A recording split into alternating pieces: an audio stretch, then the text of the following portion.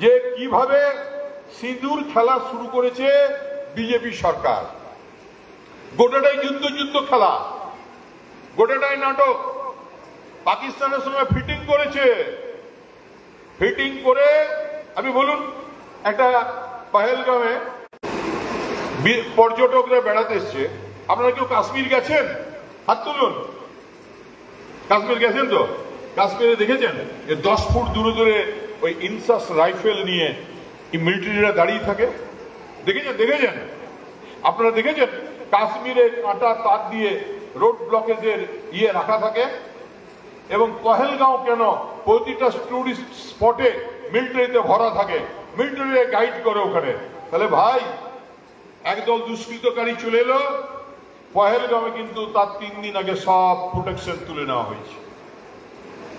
27 জনকে গুলি করে মারলো। আর গুলি করার আগে কি বললো? কি বললো?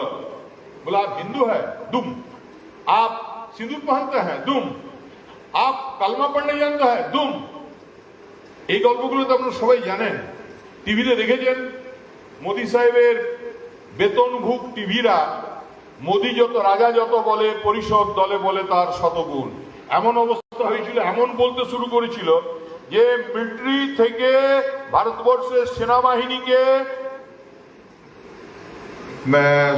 সাংবাদিক বৈঠক করে বলতে হয়েছে যে শুধু সাংবাদিকদের কথা শুনুন, অন্য কারো কথাতে মন দেবেন না, কারণ ওরা তো মিথ্যা কথা বলবে না। কারণ তখন মোদির সাংবাদিকরা বলছিল, মোদিজি এখন দেখুন একটা ড্রেস করছে, মিলিটারি ড্রেস, সে গদরের না সেই ডায়লগটা, যে कराची में ब्रेकफास्ट करेंगे, इस्लामाबाद में लंच करेंगे और पेशोवर में जाके डिनर करेंगे। मतलब মোদি সাহেব এই ড্রেস পরে ঘুরছে এখন, এই ড্রেসের ছবি দেখবে চারদিকে। তো গল্পটা যদি বুঝতে কেউ ভুল করো ভাই, তাহলে লোককে বোঝাবে কি করে?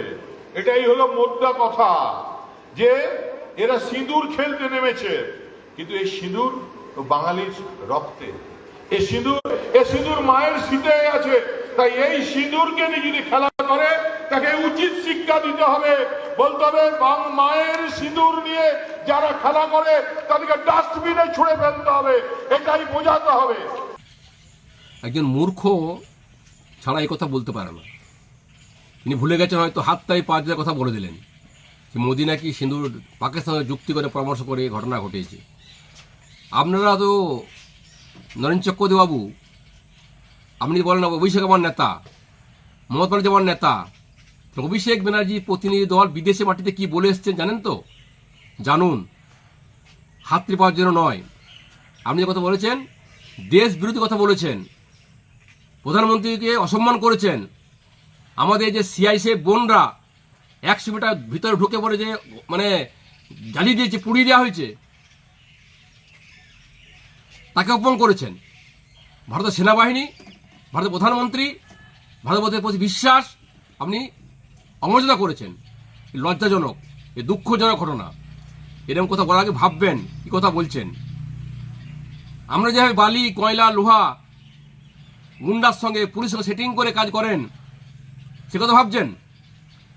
এখনো মোদিজি বলেছেন এই অপারেশন সিঁদুর এখনো চলবে, এখনো শেষ হয়ে যায়নি। পাকিস্তানকে একঘরে করার জন্য, সারা পৃথিবীর মানচিত্র থেকে মুছে দেওয়ার জন্য তার প্ল্যানিং চলছে এখন পর্যন্ত। আর সে দাঁড়িয়ে আমি বিধায়ক, জনপ্রতিনিধি হয়ে যে কথা বলেছেন, দুঃখজনক, নিন্দনীয়, বিরোধিতা করছি, ধিক্কার জানাচ্ছি, প্রতিবাদ করছি।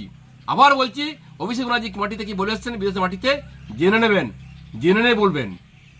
লজ্জা হওয়া উচিত। কি কথা বলেছেন? ক্ষমা চান, যে ক্ষমা না চান মানুষ সবাই ক্ষমা করবে না।